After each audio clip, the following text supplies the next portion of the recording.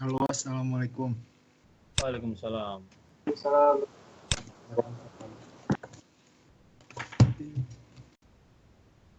A'udzu billahi minasyaitonir rajim. Bismillahirrahmanirrahim. Walaqad arsalna Nuha wa Ibrahim wa ja'alna fi zurriyyatihim ma'un-nabuwata wal kitaba faminhum muhtadin wa katsirun fasiqun.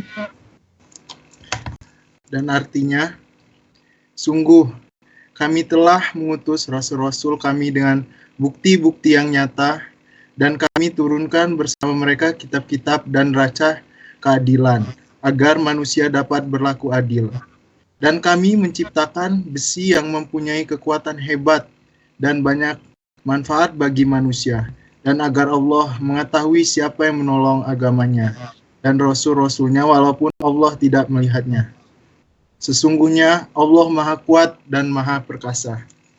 Terima kasih. Assalamualaikum warahmatullahi wabarakatuh. Waalaikumsalam.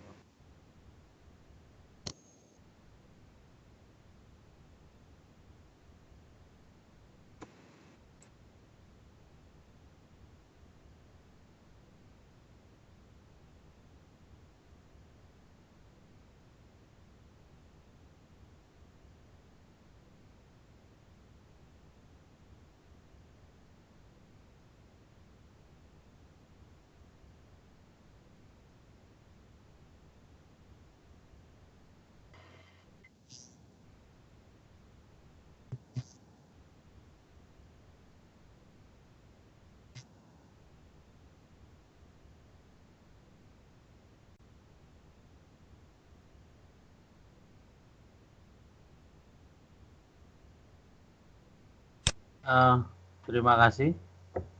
Apakah suara saya ditangkap jelas? Jelas. Jelas. Oke, alhamdulillah. Assalamualaikum warahmatullahi wabarakatuh. Aduh. Bismillah, alhamdulillah, wassalatu wassalam ala syahidina Muhammad Rasulullah wa ala alihi wa sahabatihi wa man tabi'i sunnatahu wa jama'adah mina yaumina hadza ila yaumina dhah. Bismillahirrahmanirrahim, walhamdulillah wa la ilaha illallah wallahu akbar wa la hawla wa la quwata illa billah. Ala adadil alim madada kulli harfin kadban wa yaktubuh abadal abadin fadarud dohirin. Terima kasih kepada teman-teman Forsa Rusia ya. Ini mungkin yang keempat kalau nggak salah. Cuma sepertinya audiennya baru semua.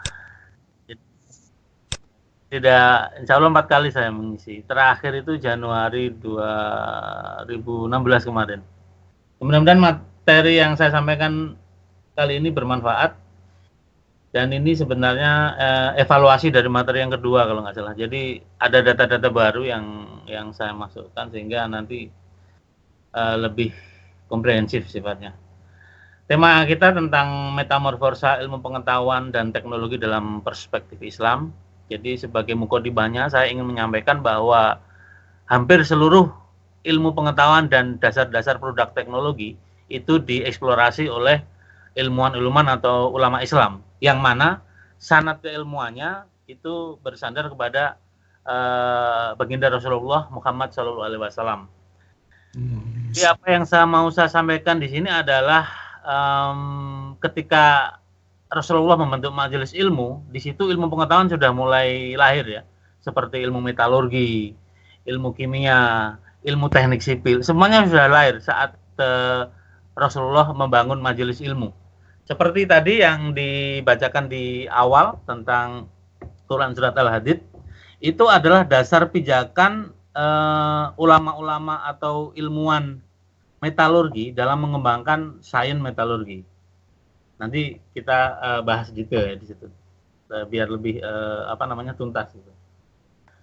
Nah, kembali ke judul, mungkin ini perlu saya klarifikasi dulu bahwa metamorfosa itu sebenarnya adalah bahasa biologi sains ya, tapi banyak diistilahkan atau dinisbatkan kepada hal-hal yang sifatnya general atau umum. Jadi metamorfosa itu proses perubahan bentuk fisik maupun struktur, atau juga perubahan dari sederhana menjadi yang kompleks. Jadi konsep ilmu pengetahuan itu dikembangkan dari hal yang sederhana menjadi sebuah produk yang sepertinya begitu rumit ya.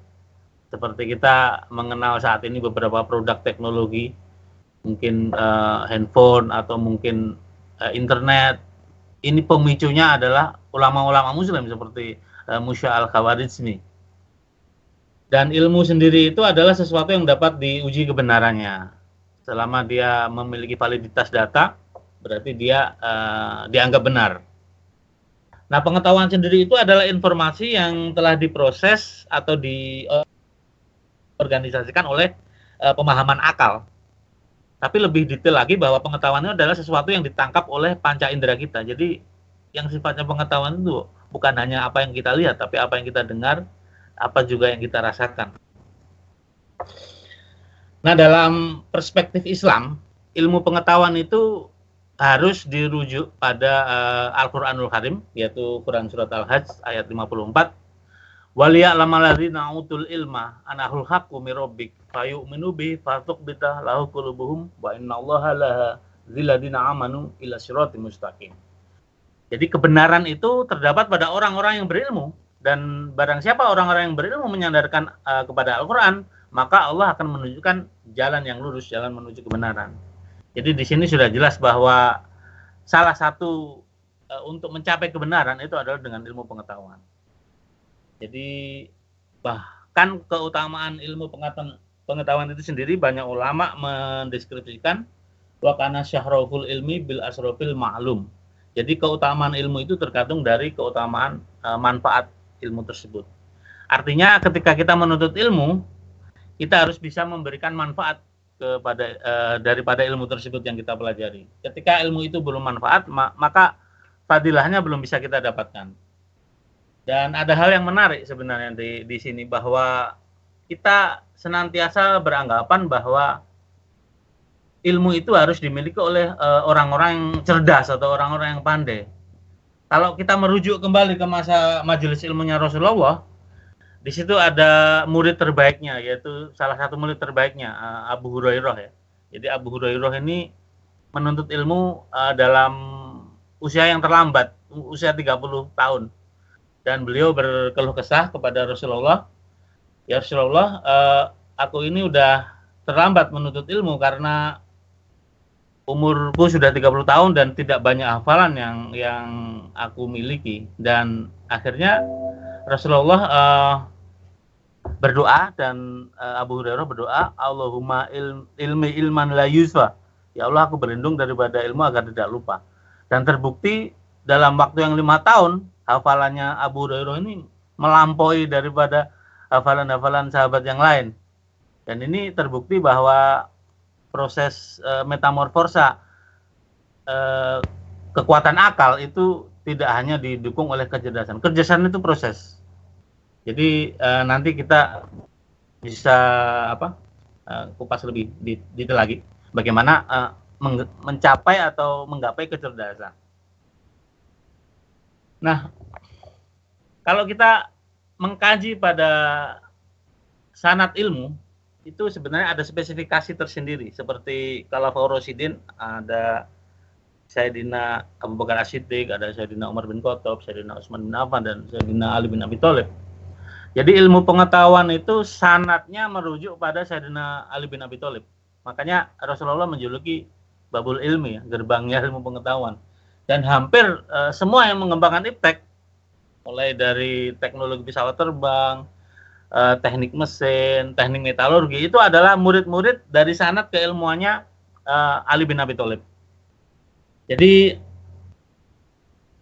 bahwasanya yang membangun peradaban keilmuan itu adalah ilmu ulama, bukan siasatul ulama. Jadi bukan politik ataupun apa ya, bisa dikatakan, karena kalau kita baca referensi sepertinya banyak referensi-referensi yang tidak valid itu menyebutkan bahwa ilmu pengetahuan Islam itu dibangun oleh siasatul ulama. Ini adalah hal yang tidak tepat. Ini adalah sebuah kesalahan berpikir ya, bahwa ilmu itu dibangun oleh politik. Yang benar adalah ilmu itu dibangun oleh majelis ilmu yang bersandar pada majelis ilmu Rasulullah. Nah, ada 3 tingkatan ilmu menurut Imam Al-Ghazali. Jadi sebenarnya kalau kita merujuk pada ilmu itu ada 2 hal. Yang pertama adalah sanadnya Sayyidina Ali bin Abi Thalib. Yang kedua adalah sanadnya Imam Al-Ghazali. Dan ini adalah linear, artinya Imam Al-Ghazali ini kalau dirunut, beliau juga bagian daripada murid Sayyidina Ali bin Abi Thalib dari sanad sampai ke 17 ya. Nah, 3 tingkatan ilmu menurut Imam Al-Ghazali adalah yang pertama al-ma'rifatul nazirah, itu adalah pengetahuan teori. Teori itu adalah hal yang dikembangkan sebuah deskripsi ya, atau untuk membangun sebuah opini, definisi, deskripsi dan segala macam. Yang kedua adalah al-ma'rifatul nazriyah, pengetahuan yang sudah diamalkan. Jadi selama ini bedanya pengetahuan dan ilmu. Jadi selama hal itu bersifat deskripsi, definisi, itu masih pengetahuan. Tapi ketika pengetahuan itu diamalkan, itu sudah ilmu. Jadi sesuatu yang diamalkan itu adalah ilmu. Dan yang ketiga adalah pengetahuan yang lahir dari hasil pengamalan atau al-ma'rifatul amaliyah. Jadi di sini ada 3 fase ya, 3 fase. Yang pertama teori, pengamalan dan hasil daripada pengamalan itu sendiri. Nah, disinilah ilmuwan-ilmuwan Muslim mengembangkan ilmu pengetahuan dan produk teknologi. Dan kita patut bersyukur bahwasanya kita berhasil menuntut ilmu di negeri seberang ya, keluar daripada Republik Indonesia. Ini adalah sebenarnya hikmah dan barokah. Karena ada beberapa ulama yang menyatakan bahwa kita itu harus khuruj itu keluar dari negeri kita sendiri untuk menuntut ilmu, dan ini insya Allah nilainya jihad. Dan Rasul pun bersabda, man salaka thariqan yaltamisu bihi ilman sallallahu bihi thariqan ilal jannah. Barang siapa menuntut ilmu dengan kesungguhan, maka Allah akan mempermudah baginya jalan menuju ke surga. Jadi surga itu kan tangganya sebuah jihad ya. Jadi kita di sini sebagai orang-orang yang sedang menuntut ilmu itu luar biasa nilainya jihad. Nah, dalam konsep mantik atau ilmu logika itu ada 2 hal. Yang pertama adalah wasilah atau sarana proses, dan yang terakhir adalah goyah atau tujuan akhir. Nah, paradigma ini jangan sampai terbalik antara wasilah atau proses atau sarana dan goyah sebagai tujuan akhir. Banyak di antara kita ketika menuntut ilmu, tujuan kita itu adalah materi. Jadi menuntut ilmu, belajar dan segala macam agar kita nanti bisa hidup enak, agar kita nanti bisa kaya, agar kita nanti bisa memiliki uang yang banyak. Ini bertentangan dengan konsep ilmu dalam Islam, karena dalam kaidah mantik sendiri ketika kita menuntut ilmu itu goyahnya atau tujuan akhirnya ya Allah, ridho Allah. Jadi sepertinya kita nothing tulus gitu. Jadi biarlah takdir Allah, biarlah qadar Allah nanti yang menentukan kita mau jadi apa, kita akan seperti apa. Ini lebih berakhlakul karimah ya. Konsep mindset seperti ini lebih berakhlakul karimah, dan ini yang harus kita tanamkan dalam hidup kita. Artinya ketika kita menuntut ilmu ya kita pasrahkan kepada Allah apa yang akan terjadi ke depan. Terkait qada-qadar ada hal yang menarik sebenarnya dari beberapa pandangan ulama ya, seperti pandangan Khalifah Muawiyah. Jadi di kitab Taqubatul Mu'tazilah itu Khalifah Muawiyah pernah berbeda pendapat dengan salah satu putra Sayyidina Ali bin Abi Thalib tentang Pondok Qadar ya. Jadi saat Khalifah Muawiyah menjadi khalifah menggantikan Khalifah Hasan putra Sayyidina Ali, beliau mengeluarkan statement bi khudratillah wa qadraihi wa samitihi wa ridallahu lahum yarda lam yaqo. Jadi semua adalah takdir. Semua adalah takdir Allah. Barang siapa yang tidak menerima takdir Allah, berarti dia menolak takdir. Nah, sebenarnya itu banyak ulama mendeskripsikan itu politis untuk memegang kekuasaan daripada Muawiyah bin Abu Sufyan agar tidak dikonter oleh para firqah-firqah lain, karena saat itu udah banyak firqah atau golongan seperti Jabariyah, Mu'tazilah, Qadariyah, Wahamiyah dan segala macam. Dan itu dikonter oleh Muhammad Al-Hanawiyah di Masjid Madinah dalam majelis ilmiah, la qata wa la qadar af'alul ibad minal ibad. Dalam hal ketentuan itu tidak ada qada-qadar, semuanya adalah hasil dari perilaku manusia. Menurut Muawiyah bin Abu Sufyan, Islamnya Sayyidina Umar itu dari Sayyidina Umar sendiri, Muslimnya Sayyidina Abu Bakar dari Sayyidina Abu Bakar sendiri. Nah, setelah itu ada murid Muhammad bin Hanawiyah, yaitu Syekh Mahbad Al-Juhani, beliau menambahkan wal amru unuf. Jadi deskripsinya gurunya Muhammad Al-Hanawiyah ditambahin wal amru unuf, atau Allah baru tahu setelah kejadian. Nah, ini yang ditentang oleh banyak ulama dan juga ditentang oleh Muhammad Al-Hanawiyah sendiri. Apa yang mau saya sampaikan di sini, bahwasanya ketika kita menuntut ilmu, terkadang kita itu bisa terjebak dengan kesesatan berpikir, dan ini wajar. Banyak di antara para cendekiawan atau ulama Muslim mengalami kesesatan berpikir. Jadi kesesatan itu ada dua, kesesatan berpikir dan kesesatan perilaku. Kalau sudah masuk pada kesesatan perilaku, nah ini yang bahaya. Ibnu Sina sendiri ketika dia memasuki usia 3 tahun pembelajaran ilmu, dia juga mengalami kesesatan berpikir. Jadi menurut Ibnu Sina, Allah itu tidak tahu sesuatu yang mikro, sesuatu yang spesifik. Jadi Allah itu tidak tahu atom, Allah tidak tahu struktur butir yang ada dalam material. Dan ini di counter oleh gurunya bahwa qadar Allah itu tahu segala hal, sampai yang partikel paling angstrom pun Allah tahu, karena akal atau rasio kita tidak mampu menjangkau sifat daripada Allah.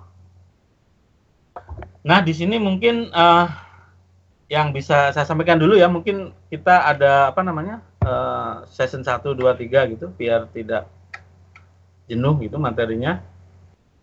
Mungkin nanti bisa kita lanjut lagi kepada tahapan menuntut ilmu, bagaimana untuk membangun sebuah kecerdasan pola pikir. Mungkin saya kembalikan dulu ke moderator, setelah tanya jawab nanti bisa kita kembali lagi ya.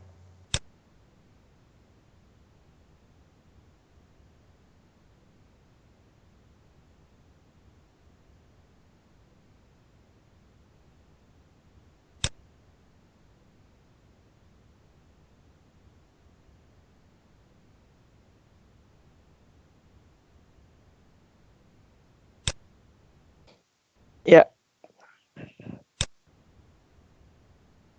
Ya, assalamualaikum. Pertanyaannya gini, Pak. Tadi yang kesesatan berpikir itu kan, baru-baru ini kan lagi heboh tuh yang perang pemikiran karena isu pilkada di DKI Jakarta kan. Isu apa? Yang bukan isu ya, yang fenomena Al-Maidah, ayat surat Al-Maidah itu. Nah, yang saya tanyakan itu tentang kesesatan pikir atau perang pemikiran, itu gimana sih Pak kita menyikapinya? Karena kita kan nggak tahu yang mana yang benar, apakah kita dalam posisi benar atau kita dalam posisi yang salah dan orang lain yang benar. Itu gimana menyikapinya Pak?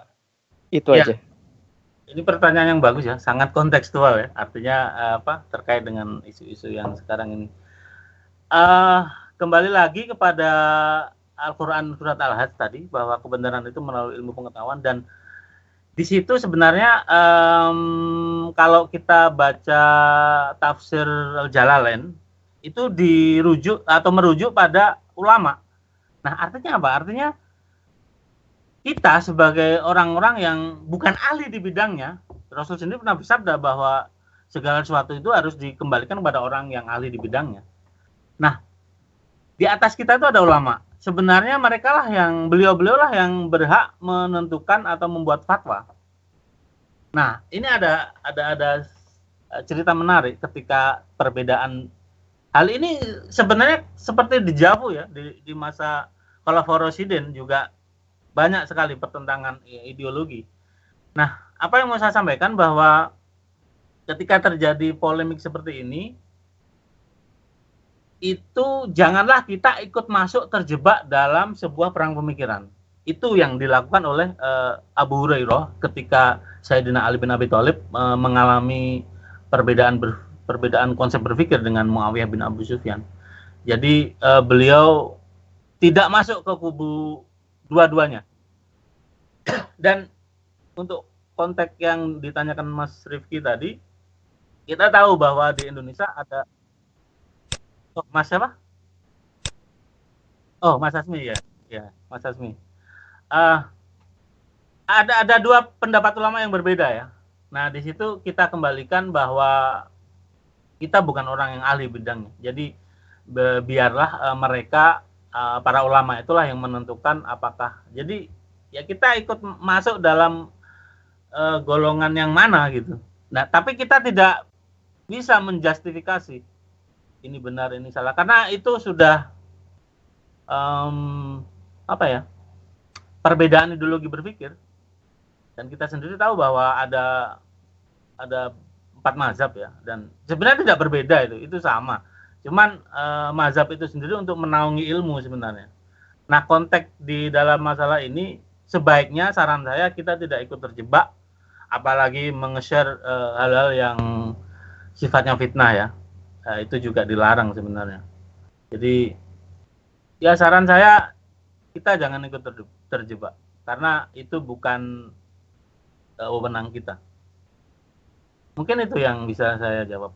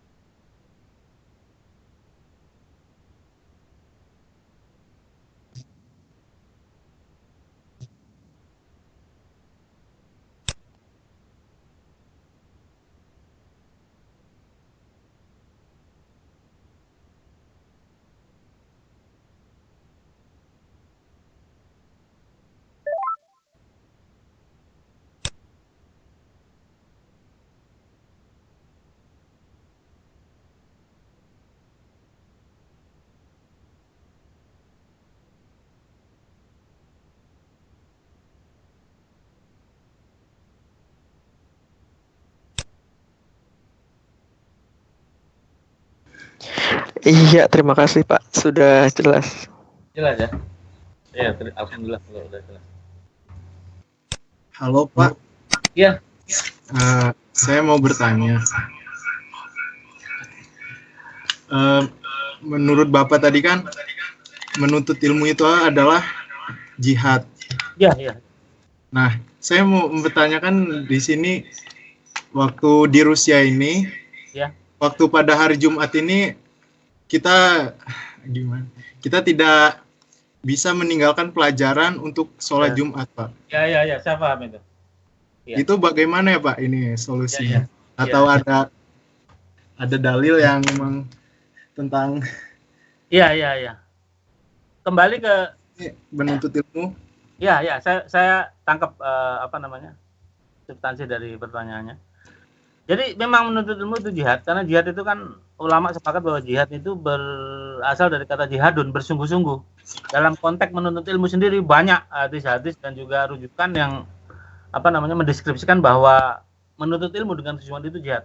Nah, terkait dengan masalah, jadi di fikih itu kan disebutkan bahwa ketika kita 3 kali berturut-turut tidak melakukan sholat Jumat, kita itu wajib bersyahadat kembali. Iya, begitu. Ya, apa ya? Dilema sih. Sebenarnya dilema. Cuma usahakan ya. Kalau bisa ya tidak tidak lowong Jumatannya, artinya. Tapi kalau memang keadaannya darurat, usahakan jangan sampai meninggalkan batas 3 kali. Itu benar-benar yang harus kita junjung tinggi itu. Artinya Jumat 1 mungkin karena kesibukan segala macam, kedua. Nah, yang ketiga ini usahakan jangan sampai tertinggal.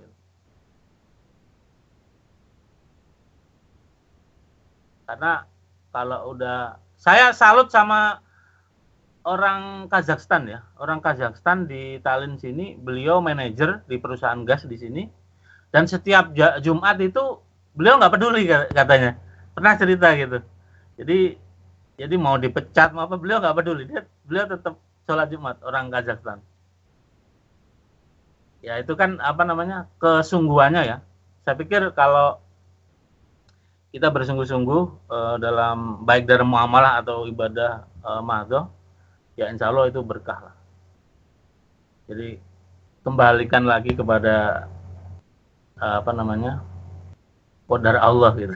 Seperti apa yang disampaikan Muhammad Al-Hanawiyah tadi, ulama Muhammad Al-Hanawiyah.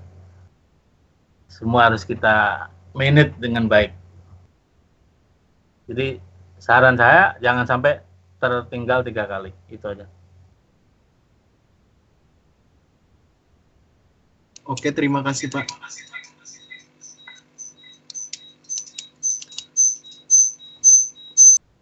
Ini sepertinya baru semua ya audiens person.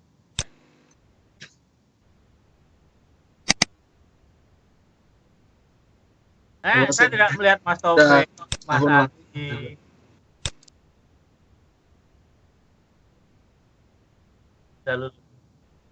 Belum. Saya masih tahap 3 Pak. Oke, atau kita lanjut. Nanti ada pertanyaan lagi gitu. Session. Oke. Terima kasih. Nah, kita di sesi kedua ini membahas tentang kecerdasan akal ya. Tapi tidak hanya kecerdasan akal. Jadi pada dasarnya kecerdasan itu terbagi menjadi 3, yaitu kecerdasan intelektual (IQ) atau dan juga kecerdasan emosional (EQ), dan yang terakhir kecerdasan spiritual (SQ).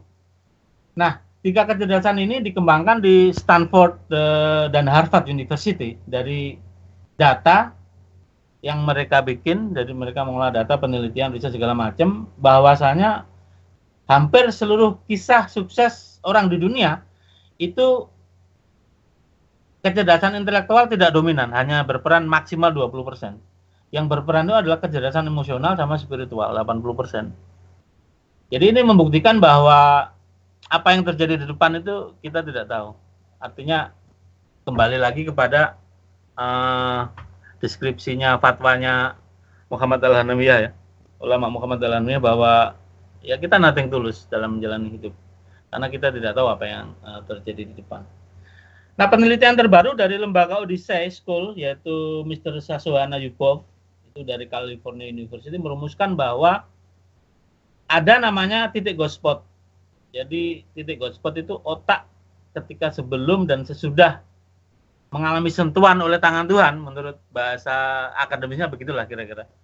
Jadi ketika otak ini mendapat sentuhan dari tangan Tuhan, maka kecerdasan itu akan muncul dengan sendirinya.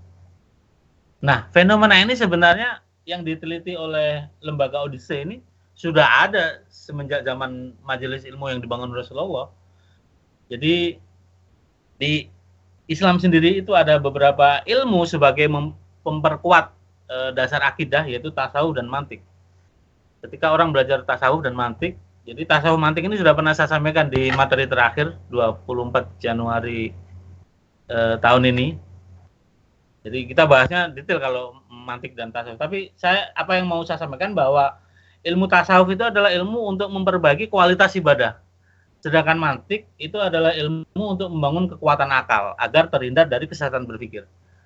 Jadi dengan dua ilmu ini, maka merujuk Jabar Ibnu Hayyan itu adalah penemu ilmu kimia, itu merujuk pada Sayyidina Ali bin Abi Thalib bahwa untuk mengedepankan ilmu itu harus memiliki sifat muraqabah.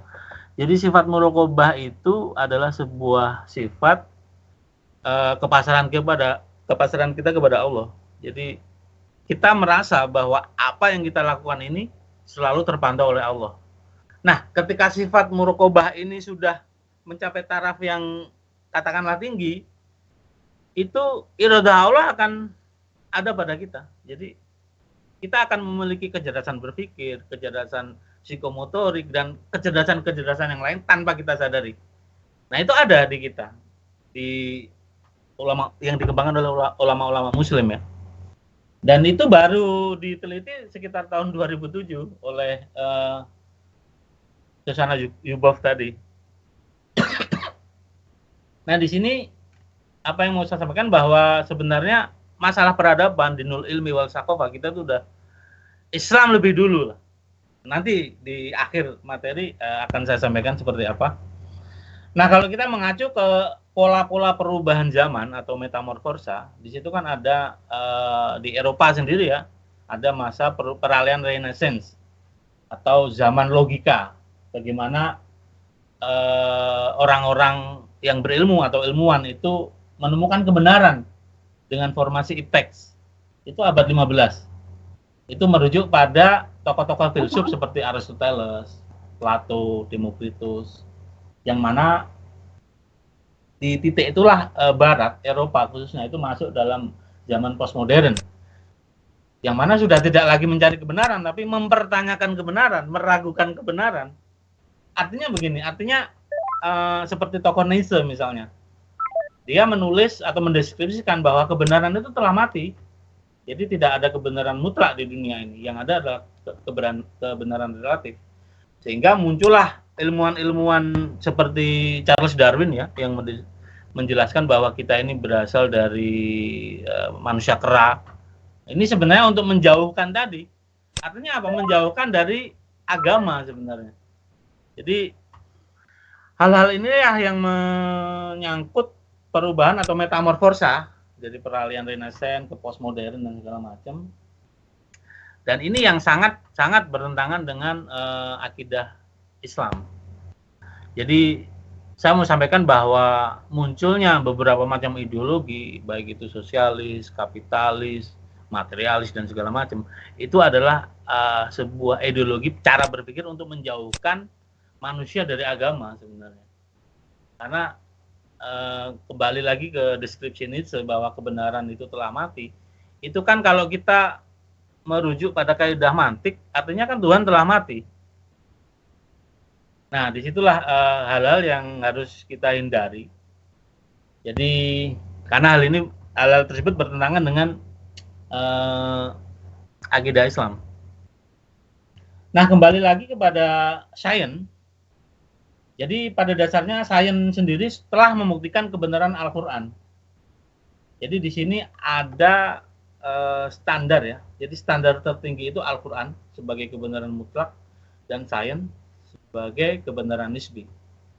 Karena standar kebenaran mutlak itu menentukan standar kebenaran nisbi. Tidak bisa standar kebenaran nisbi menentukan standar kebenaran mutlak. Dan bahkan hampir 6.000 tanda ayat dalam Al-Quran, lebih dari 1.000 itu membicarakan tentang sains, dan 80% yang dieksplorasi oleh riset sains itu juga sudah terbukti 100% benar. Jadi ada kurang lebih 126 ilmuwan atau profesor yang mengkaji iptek, dan ternyata memang sudah terdeskripsi dalam Al-Quran. Banyak kalau mau merujuk iptek-iptek yang bersandar pada Al-Quranul Karim. Dan bagaimana Al-Quran dan sains memiliki pola kedudukan yang membangun sebuah peradaban, bahwasanya Al-Quran itu sifatnya kontekstual induktif. Jadi merespon keadaan, kemudian dipaket-paket menjadi formula dalam dalil, dalam fikih, usul fikih, hingga ijma'ul ulama. Jadi yang berhak mentafsirkan Al-Quran itu bukan kita, tapi orang yang ahli di bidangnya. Siapa itu? Yaitu ulama. Karena kalau kita membaca tafsir Al-Quran seperti tafsir Al-Misbah, tafsir Al-Jalalain, kita akan banyak kerancuan di situ, ada banyak perbedaan. Karena itu bukan bidang kita, itu adalah urusan ulama. Jadi sekali lagi saya tandaskan bahwa yang berhak mentafsirkan Al-Quran itu adalah ulama. Jadi kita ini hanya menjalankan sesuatu yang sudah ditafsirkan oleh ulama dan menjadi sebuah ketetapan hukum, yaitu dalam fikih dan kaidah-kaidah usul fikih yang lain. Nah, seperti misalnya ambil contoh Quran surat Al-Nisa ayat 59. Ya ayyuhalladzina amanu atiiullah wa atiiur rasul wa ulil amri minkum. Ayat ini kan sebenarnya ayat yang bukan ayat yang mutlak, tapi ayat yang perlu penafsiran. Wahai orang yang beriman, taatlah kepada Allah, taatlah kepada Rasul, dan pemimpin di antara kamu.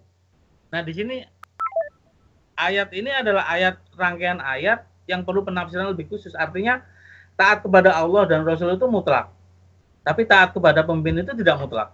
Kenapa? Selama pemimpin itu mengikuti garis sunnah, selama pemimpin itu merujuk kepada Rasulullah dan Allah, itu wajib kita taati. Tapi ketika pemimpin itu tidak sesuai dengan garis kaidah syar'i, tidak sesuai dengan sabda Rasulullah, hadis Rasulullah, tidak sesuai dengan makna Al-Quran, maka kita terlepas daripada taklid atau taat. Jadi apa yang mau saya sampaikan bahwa Al-Quran sendiri itu memiliki banyak makna ya, artinya ada ayat yang mutlak atau absolut, ada ayat yang terikat, ada ayat yang khos atau spesial atau khusus, ada ayat yang hakiki, realistis, ada ayat yang majasi atau metaforis, ada ayat yang nasif, menghapus, ada ayat yang nasikoh atau diderik, ada ayat yang mutasabihah, samar-samar, seperti alif lam mim. Alif lam mim itu kan tidak tertafsirkan, artinya apa arti daripada alif lam mim? Banyak sekali artinya, karena di beberapa macam tafsir Quran sendiri tidak menafsirkan secara spesifik.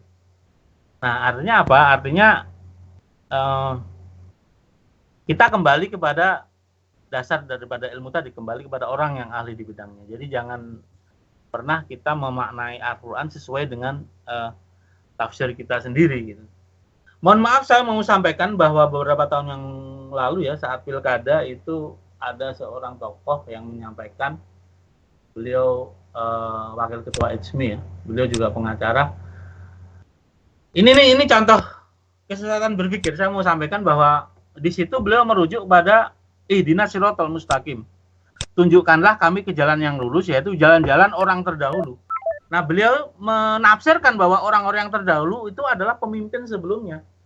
Jadi misalnya nih, pemimpin Republik Indonesia sebelumnya adalah SBY misalnya. Setelah itu adalah Presiden Jokowi. Jadi Presiden Jokowi ini harus meneruskan merujuk pada pemimpin sebelumnya. Nah, ini adalah sebuah kesesatan berpikir. Karena kalau kita merujuk kepada tafsir Bidayah An-Nihayah, yang dimaksud orang-orang terdahulu itu adalah para nabi, para rasul, dan para aulia. Jadi ini adalah pengambilan konteks makna ayat Al-Quran yang salah ya. Artinya bagian dari kesesatan berpikir. Jadi itu yang harus kita jaga. Jangan sampai kita sering melakukan kesesatan berpikir. Karena kalau kesesatan berpikir sering kita lakukan, yang terjadi adalah kesesatan perilaku. Nah, kalau kita sudah mencapai batas kesesatan perilaku, ini yang bahaya. Jadi kesesatan berpikir itu wajar, tapi kalau sudah melampaui kesesatan perilaku, ini yang sudah keluar dari konteks. Yang saya sayangkan juga akhir-akhir ini, mahasiswa saya juga di Untirta itu banyak sekali mengeser berita ya di media sosial, dan itu menjelekkan ulama gitu loh. Artinya itu sangat disayangkan gitu. Keterbatasan kita dan kita tidak hati-hati. Itu yang sangat sayangkan ya, di antara banyak para penuntut ilmu, dan mereka tidak konsen dengan ilmunya, tapi malah konsen dengan hal-hal yang tidak berhubungan dengan ilmu yang dipelajari. Itu sangat disayangkan. Nah, sebenarnya apa yang dibangun oleh Rasulullah dan para ulama-ulama setelahnya ya, para ilmuwan setelahnya. Jadi itu membuktikan bahwa Islam ini tidak hanya dinul aqidah wal syariah. Jadi Islam itu kandungannya tidak hanya amalan-amalan ritual belaka, tapi Islam itu juga dinul ilmi wal saqafah, ilmu pengetahuan yang memperkuat akal, yang membangun dinul azab wal hazaro, pola hidup yang membangun sebuah peradaban. Dan bahkan sampai yang hal spesifik dinul tamadun wal madaniyah, sebuah manajerial yang membentuk tata tertib atau aturan, itu sudah ada dalam Islam. Nah, mungkin itu dulu yang sesi 2. Nanti di sesi 3 akan kita bahas lebih spesifik bagaimana ilmu pengetahuan dikembangkan oleh ilmuwan-ilmuwan Muslim dari zaman Rasulullah sampai era peradaban Khalifah Bani Abbasiyah. Terima kasih, saya kembalikan ke moderator.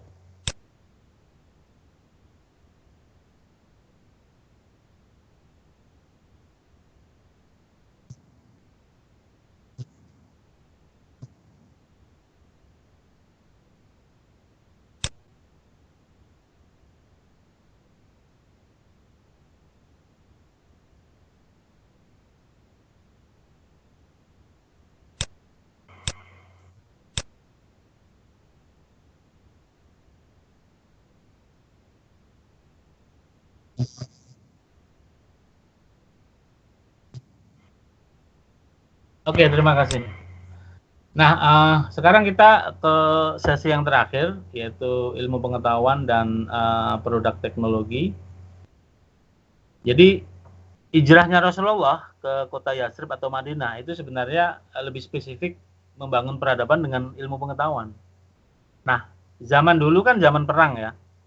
Jadi, menjadi sebuah pertanyaan, teknologi pertama kali yang dikembangkan oleh manusia di dunia ini adalah teknologi militer. Jadi pertama kali teknologi militer itu dibuat oleh Khabbab bin Arad sebagai praktisi metalurgi.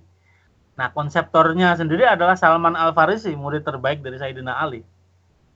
Berkembanglah sebuah alat yang namanya manjanik. Jadi manjanik itu alat pelempar bola api ya. Itu dikembangkan oleh Sayyidina Ali, Salman Al-Farisi, murid terbaiknya Sayyidina Ali bin Abi Thalib. Nah, ini terus berkembang. Ilmu yang mereka eksplorasi ini terus berkembang. Bahkan di penelitian saya yang terakhir, saya mengeksplorasi, mencari atau mengidentifikasi pedang Sayyidina Ali bin Abi Thalib yang namanya pedang Zulfikar. Jadi sebenarnya ide ini bermula daripada penemuan Profesor Pfeffer Pedler yang meneliti pedang Salahuddin Al-Ayyubi. Jadi di pedang Salahuddin Al-Ayyubi itu ternyata ada kaidah nanoteknologi. Jadi nanoteknologi itu sudah ada di zaman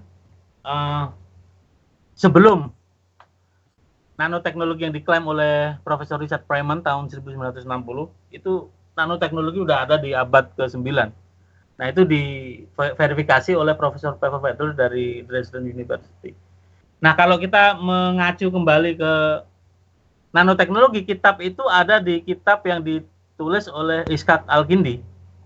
Nah, sehingga jadilah pedang Salahuddin Al-Ayyubi ya.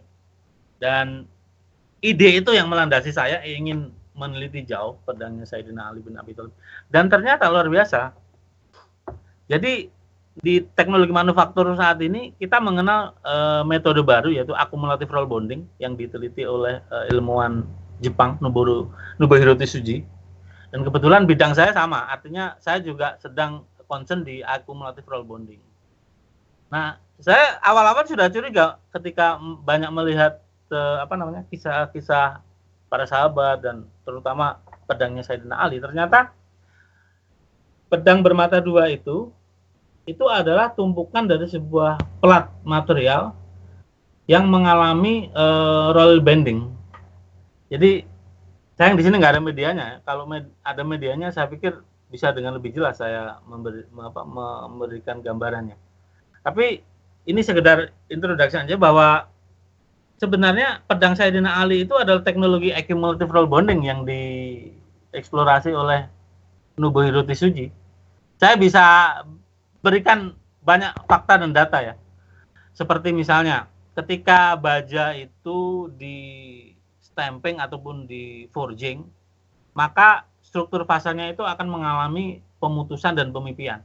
Tapi ketika di rolling, fasa itu tidak akan mengalami pemutusan dan pemipian. Nah, ini salah satu bukti bahwa pedangnya Sayyidina Ali ini menurut hipotesa saya itu adalah teknologi accumulative roll bonding. Dan itu saya yakin sangat digali oleh Khabbab bin Ard, karena beliaulah yang sebagai ahli senjata ya, sebagai praktisi metalurgi, dan Sayyidina Ali sendiri adalah gurunya Salman Al-Farisi. Jadi ya saya pikir karena di zaman dulu kan belum ada penulisan kitab ya. Tapi bentuk fisiknya itu menggambarkan bahwa teknologi accumulative roll bonding itu memang nyata adanya, bahwa itu sudah ada dari zaman dulu gitu. Itu yang mau saya sampaikan. Terus ada lagi ilmuwan Muslim seperti Rajas Al-Jazari. Kalau kita tahu biografi beliau sangat luar biasa ya, Rajas Al-Jazari. Karena beliaulah orang yang pertama kali menemukan roda gigi sebagai perangkat mesin. Jadi roda gigi, piston, gearbox itu eksperimen yang ditemukan oleh Rajas Al-Jazari pada abad ke-11. Jadi John F. Shigley yang mengklaim bahwa perangkat roda gigi itu ditemukan abad ke-17. Itu abad 11 sudah ada, perangkat mesinnya sudah ada. Jadi yang paling spektakuler dari Rajas Al-Jazari ini, jadi beliau itu merupakan peletak daripada sendi dasar mekanikal. Jadi hampir bukunya atau kitabnya yaitu Al-Amil Bayin Al-Ilmu Wal Amal Al-Nafi Fisihat Filhil Aliyah itu dijadikan rujukan seluruh ilmuwan di Eropa. Nah, pada tahun kurang lebih 1206 itu engkol mesin itu ditemukan oleh beliau, yaitu Rajas Al-Jazari. Jadi ini sekaligus mematahkan klaim daripada Francesco Guerro yang mengklaim bahwa dirinya menemukan roda gigi dan perangkat mesin. Dan ini disahihkan atau dibenarkan oleh Profesor Donald Hill bahwa Rajas Al-Jazari lah yang pertama kali orang yang menemukan roda gigi dalam bukunya The Book of Knowledge, Ingenious and Mechanical Device. Sangat dijelaskan bahwa menurut Profesor Donald Hill perangkat mesin itu dibuat oleh Rajas Al-Jazari. Kita bandingkan lagi dengan eksperimennya Leonardo da Vinci yang menurut blueprintnya dia adalah sebagai tokoh yang pertama kali membuat perangkat mesin. Padahal di situ hanyalah blueprint ya, baru konsep. Dan itu juga terpatahkan oleh penemuan dari Rajas Al-Jazari. Yang mana di buku-buku yang dibuat oleh Rajas Al-Jazari ini detail membahas tentang fokus pada proses pengerjaan mesin berdasarkan trial error dan juga perhitungan teoritis. Nah, hal yang menarik bahwa inspirasi yang digali oleh Rajas Al-Jazari ini dari Al-Qur'anul Karim, surat Al-Anbiya ayat 30. Di situ dinyatakan bahwa air merupakan sumber kehidupan. Nah, air sendiri sebagai konversi energi yang digunakan oleh Rajas Al-Jazari pertama kali membuat mesin itu membuat jam gajah dari energi air. Artinya jadi ada konversi energi pistonnya itu digerakkan oleh perangkat air. Nah, disitulah Rajas Al-Jazari berpikir bahwa air ini bisa dikonversikan, karena di Al-Quran sendiri disebutkan bahwa air adalah sumber kehidupan. Jadi energi air ini dikonversikan menjadi energi gerak, sehingga beliau pertama kali risetnya itu membuat jam gajah sebagai saat itu jam gajahnya sebagai penentu waktu sholat. Dan ini sekaligus awal sebuah eksperimen pertama yang bertujuan untuk membedakan waktu sholat. Karena sebelum jam itu ada, yang pertama kali membuat Rajas Al-Jazari itu ketika orang mau sholat kan sangat tergantung pada matahari ya. Ketika matahari ada di atas di ufuk itu sudah zuhur. Ketika matahari separuh terbenam itu sudah masuk maghrib dan segala macam.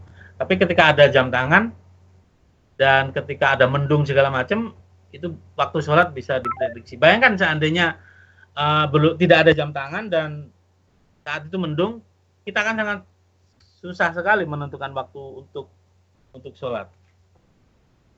Nah, atas perintah saat itu Khalifah dari Turki Utsmani ya, Khalifah Nasir ad-Din Al-Muhammad itu memerintahkan Raja Al-Jazari untuk menyelesaikan buku terakhirnya, kalau nggak salah buku yang ke-47 atau 48.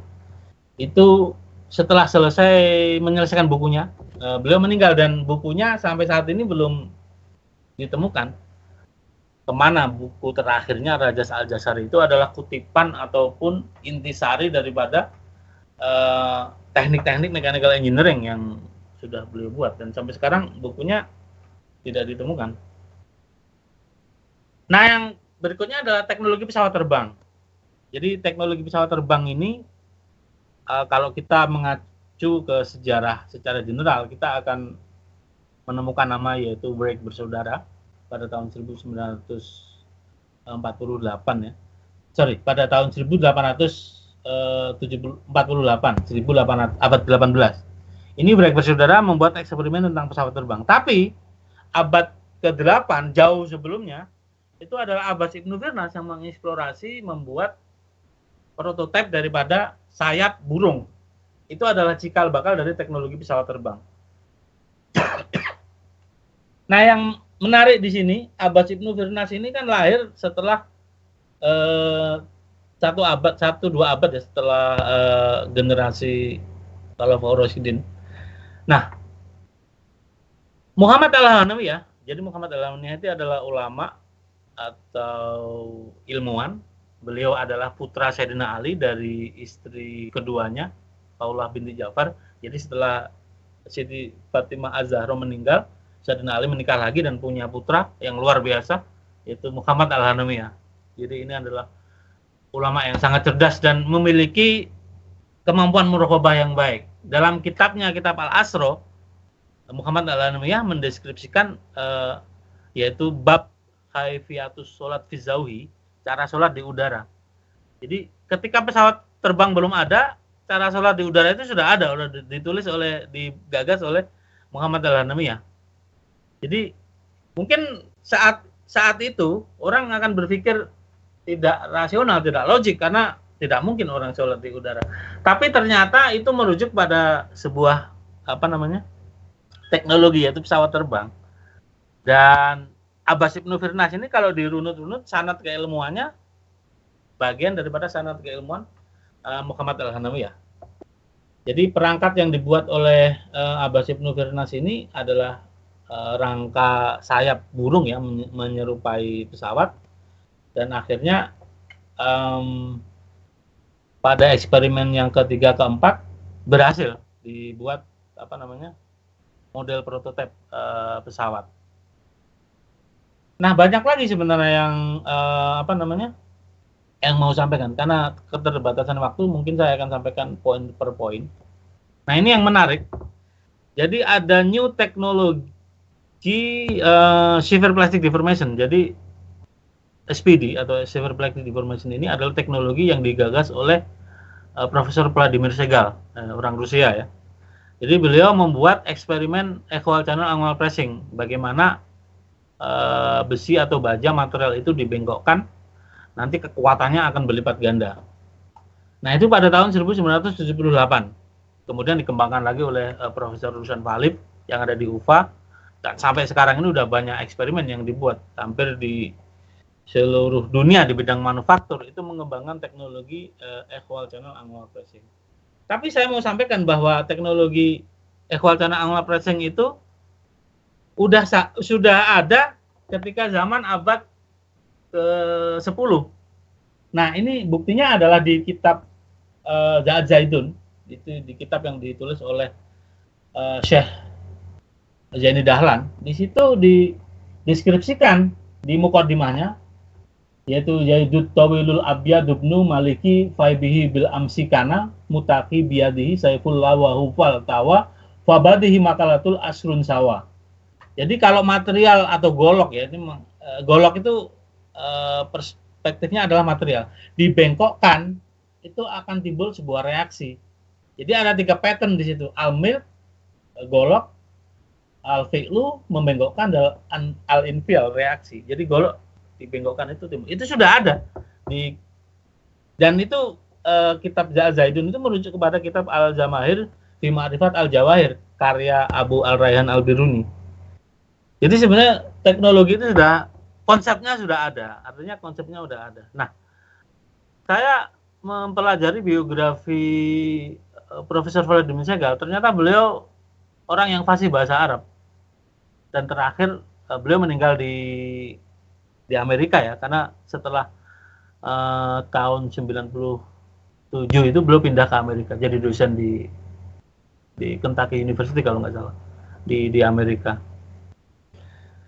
Nah, itu yang mau saya sampaikan bahwasanya ilmu pengetahuan itu sudah digali sebelumnya oleh ilmuwan muslim zaman dahulu ya. Nah, mungkin yang terakhir tentang Dmitri Mendeleev. Nah, Dmitri Mendeleev ini kan ilmuwan kimia.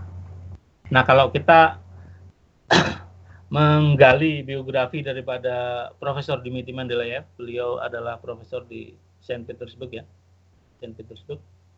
Jadi beliau ini profesor di bidang kimia yang mengembangkan 180 tabel periodik. Nah, pengembangan Profesor Dmitri Mendeleev ini itu sebenarnya kalau kita telisik lebih jauh adalah pengembangan daripada ilmuwan muslim Musa Al-Khawarizmi. Dan saya baru tahu bahwa kitab Hisab Al-Muqabalah itu versi aslinya ada di perpustakaan Saint Petersburg University. Mungkin teman-teman yang di Saint Petersburg nanti bisa cek atau verifikasi kitab tersebut, yaitu kitab yang mendeskripsikan tentang hitungan-hitungan angka yang di bab terakhir itu mendeskripsikan tentang proses difusi atom. Jadi bagaimana atom A dengan atom B ini bereaksi dan berdifusi membentuk satu kesatuan.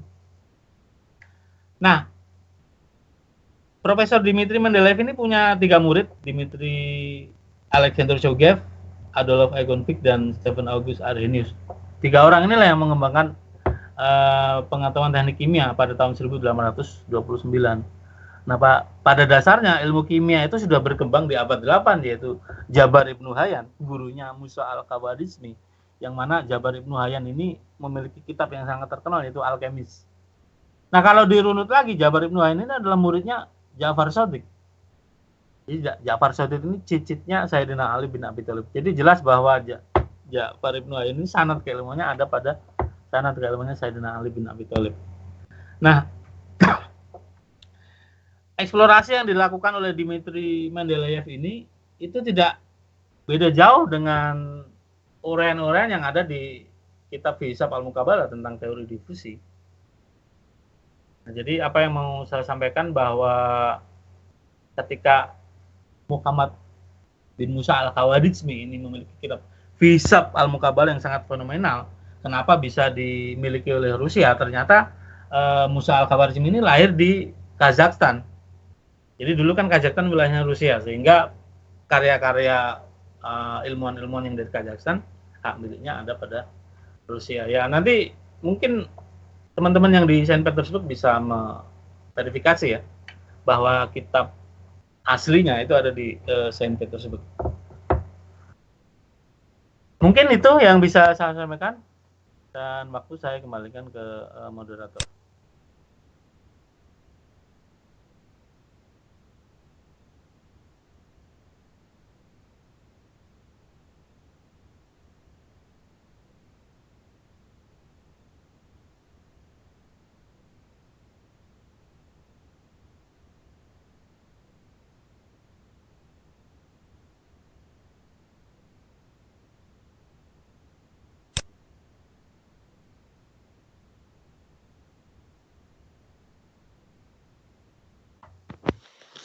Ya, saya lagi.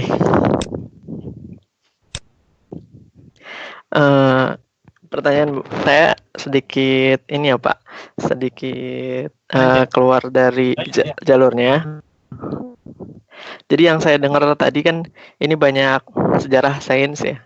Sedangkan saya tuh kuliah di sini kan studi kawasan Asia. Iya. Dan memang orang yang belajar studi kawasan Asia tuh banyak belajar sejarah. Dan yang dari negara manapun, yang dari Asia atau Rusia, memang sama aja. Murid-murid sekolah itu lebih senang matematika, bahasa Inggris, biologi, dan yang paling dibenci oleh mereka itu adalah fisika sama sejarah. Nah, pertanyaan saya tuh lebih ke bagaimana sih Bapak kok bisa gitu? Sejarahnya bisa, sejarahnya jago gitu. Dan sainsnya juga nyampe gitu tokoh-tokohnya. Sedangkan hal itu untuk saya gitu pas dengerin Bapak ngedengerin cerita tentang tokoh-tokoh sejarahnya dan sains-sains apa yang dia buat, itu membuat saya tuh wow. Saya pengen tahu, gimana sih Pak caranya kok sampai hafal seperti itu? Oke, pertama saya mau mengapresiasi Mas Asmi ya, bahwa dari semangatnya bertanya itu Mas Asmi insya Allah tolabul ilmunya bagus, artinya insya Allah surga lah Mas Asmi. Artinya serius gitu. Saya suka banget itu ada pertanyaan yang ya kalau saya ngajar di Indonesia di Untirta itu saya seneng banget sama mahasiswa yang memiliki semangat belajarnya itu tinggi. Itu saya sangat appreciate banget. Itu apresiasi saya buat Mas Ismi yang semangat ya bertanyanya. Ya, makasih Pak. Yang menjadi sebenarnya pertanyaan ini sederhana tapi sulit untuk dijawab. Saya punya pembimbing, kebetulan beliau orang Rusia yang ada di Estonia. Jadi pembimbing co-supervisor saya itu orang Estonia tapi familinya Rusia lah.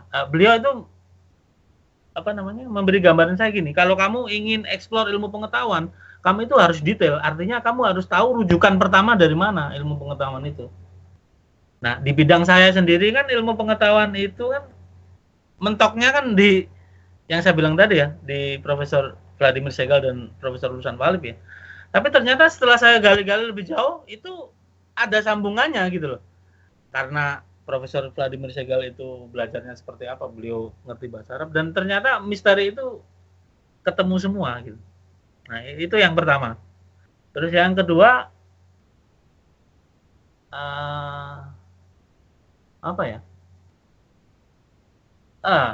saya itu terinspirasi daripada salah seorang profesor di Aalto University Finland, Profesor Michael Gasik. Beliau tuh pernah bilang bahwa untuk tahu satu hal itu kamu tidak harus untuk tahu satu hal janganlah belajar dari satu hal, tapi dari banyak perspektif agar kebenaran itu bisa terlihat dari banyak sisi gitu. Jadi kalau saya belajar sains, saya belajar engineering, itu saya tidak hanya belajar satu hal saja, tapi dari perspektif sejarah, perspektif yang lain, agar ilmu itu menjadi seimbang gitu. Terus yang terakhir mungkin ya udah saatnya kita mencari kebenaran ya. Kembali ke tema kita, ilmu pengetahuan kan intinya mencari kebenaran ya. Nah, kebenaran sains itu harus diukur juga dari kaidah sejarah juga saya pikir. Jadi tidak hanya satu perspektif, tidak hanya perspektif satu bidang itu gitu, agar validasinya itu kuat gitu. Mungkin itu yang bisa saya jawab, Mas. Mudah-mudahan menginspirasi Mas Ismi. Halo? Iya Pak, cukup. Terima kasih.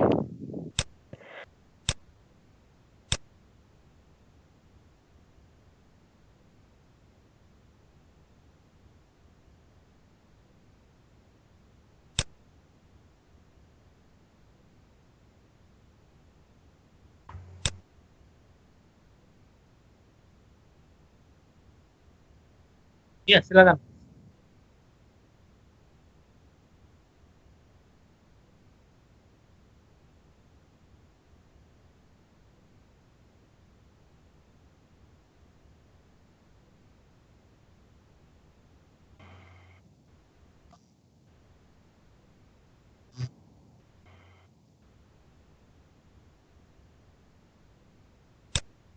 Pertanyaan bagus ini, Mas Rizky. Saya merujuk daripada deskripsinya Jabar Ibnu Hayyan. Jabar Ibnu Hayyan ini penemu teknik kimia tadi. Jadi beliau mendeskripsikan bahwa pengetahuan itu berkembang itu pertama kali daripada kesalahan proses. Jadi pengetahuan itu dari metodologi proses, dari tangan timbullah kesalahan, dan kesalahan itu timbullah pengetahuan. Artinya apa? Dalam konteksnya Mas Rizky itu justru kita harus banyak belajar dari kesalahan. Artinya hal-hal yang menurut kita minor itu harus jadi knowledge buat kita untuk mengembangkan ekspresi logika kita. Itu malah jadi suatu kewajiban ya. Jadi atau saya kutip lagi statementnya pendiri Muhammadiyah Syekh Ahmad Dahlan ya, bahwa ketika Anda masih muda, janganlah Anda memiliki fanatisme yang berlebihan. Nah, itu mungkin sangat linear dengan apa yang Mas Rizky tanyakan, bahwa jangan pernah kita fanatis dengan satu hal dan meninggalkan sesuatu yang buruk. Justru itu yang harus kita jadikan knowledge, kita jadikan pengetahuan. Kembali ke sejarah Ibnu Sina tadi, beliau bisa mencapai kemampuan yang luar biasa itu karena mohon maaf ya, karena beliau pernah mengalami kesesatan berpikir. Jadi itu adalah batu loncatan sebenarnya. Jadi justru malah kita banyak belajar dari banyak kesalahan itu malah bagus sebetulnya untuk membangun knowledge buat kita. Mungkin itu Mas Rizky.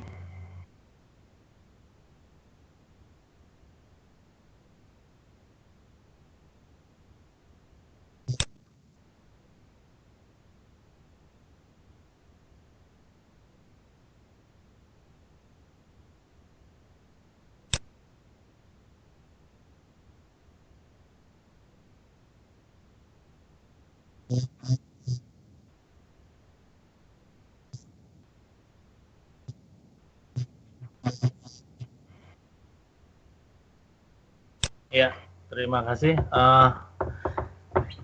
Saya juga lupa menyampaikan ini, mungkin pesan yang terakhir merujuk kitab Ihya Ulumuddin, bahwa buah daripada ilmu itu akhlak. Jadi ketika seseorang menuntut ilmu itu indikasinya adalah akhlak. Jadi ketika seseorang yang berilmu dan dia berakhlak, berarti sempurnalah ilmu yang dia miliki. Jadi di sini saya mengajak kawan-kawan semua untuk marilah kita introspeksi diri, memperbaiki akhlak untuk bekal di masa mendatang. A'udzubillahi minasyaitonirrajim. Bismillahirrahmanirrahim. Allahumma inni as'aluka salamatan fi din fa bil jasadi wa tadiyatan fil ilmi wa barakatan fil rizqi wa tawbatan qabla wa mawdu rahmatan indal maut maghfiratan ba'dal maut. Rabbina najina min dzalimin rabbana atina fid dunya hasanah wa fil akhirati hasanah wa qina adzabannar. Rinuril khalbi ya hayyu ya qayyum ya badi'us samawati wal ardi ya dzal jalali wal ikram wal izzati la ilaha illa anta. Ya Allah, ya Allah, ya Allah, tambahkanlah ilmu pengetahuan buat kami ya Allah, berikanlah fadilah dan keutamaan daripada kami menuntut ilmu, dan jadikanlah kami umat Rasulullah Muhammad yang selamat di dunia wal akhirah dengan ilmu kami, dan luaskanlah pengetahuan dan ilmu kami agar bermanfaat di dunia wal akhirah. Binuri ma'rifatika arhamar rahimin walhamdulillahi rabbil alamin. Amin.